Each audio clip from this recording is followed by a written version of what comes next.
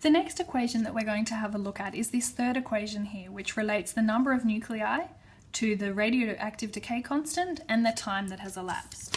So let's just copy down this equation here.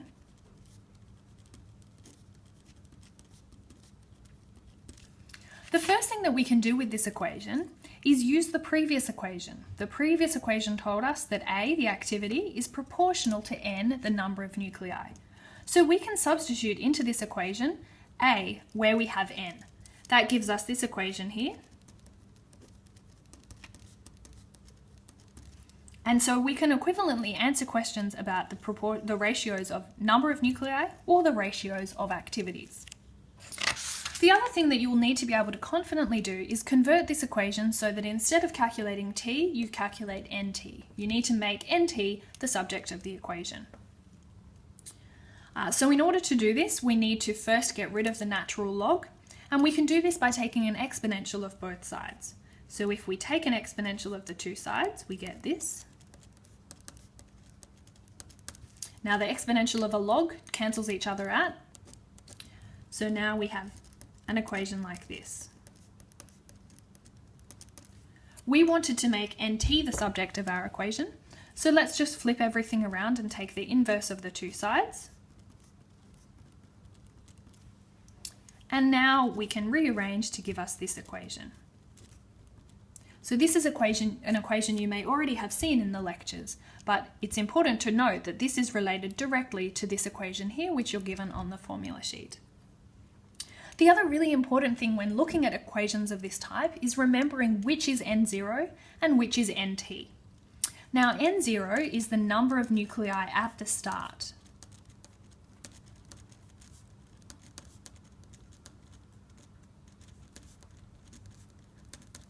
Whereas NT is the number of nuclei after decay. What's crucial to remember is that after decay there will be fewer nuclei than they were at the beginning. So N0 is always greater than NT. You'll also know this because if you tried to take the natural log of a number that's less than 1, you would get a negative value. That would give you a negative time, and that doesn't make sense. So make sure you have a look at your answers to see whether they make sense, whether they are in fact positive. So the question we're going to do here is question 3, which tells us that the activity of a sample of technetium when the sample is delivered, and asked us what the activity will be after 2 days. So here in this case, this value here is our A0. That's the activity at the beginning. Over time, the activity will decrease. So we should expect that our final answer here, our AT value, will be less than our A0 value.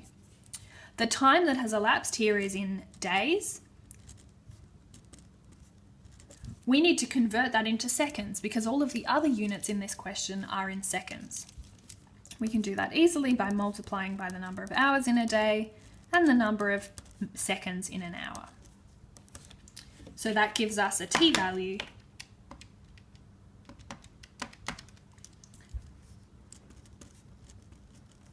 here in seconds.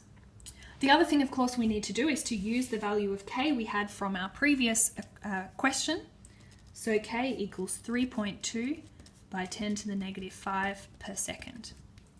Okay, so now we have all our constants. We need to work out which equation to use. We'll copy the equation from the equation sheet, replacing it though with A0 rather than N0. Remember though, we want to know AT, so we need to rearrange this equation so that AT is our subject. Let's take the exponential of both sides. Let's take the inverse of both sides.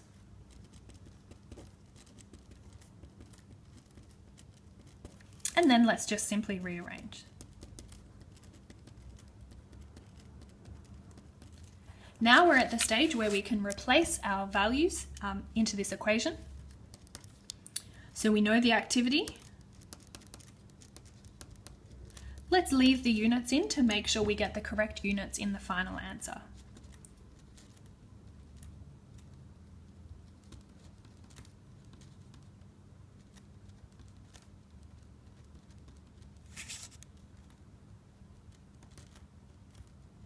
And And you can see it's important that we had our time in seconds so that our units in this part of the equation can cancel. We can put this into our calculator.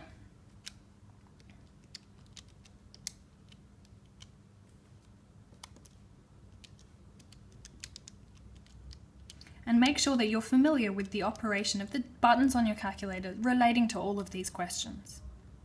And that gives us this answer here. Now, of course, we need to work out how many significant figures we need. If we have a look at that, you can see in the question we had 2 significant figures, so we need to give that in the answer. So our answer is 9.5 by 10 to the 15, and the units is per second. Remember that per second is also becquerel, so here our units could be in becquerel. The last equation that we're going to look at is an equation for calculating the radiocarbon age. This is just a specific application of the previous equation. So the question we're going to look at asks us to calculate the radiocarbon age for an ancient wooden boat. The pieces of data that we're given are the activity of the wooden boat, the ancient boat, and the activity of a modern piece of wood. Now, the important thing to remember in these questions is that the activity of the modern sample is our A0. This is the activity of the carbon-14 before it has begun to decay. The activity of the ancient sample will be our AT, because this is after the sample has decayed over a period of time. And again, remember, as for the other equation, AT should always be smaller than A0, and that's a good way to check that you've calculated the correct way around. So we can now copy out our equation, the carbon-14 age, which is given by this constant times the natural log of A0 over AT. And remember that the answer for this will be in years, not in seconds. We can substitute in our values.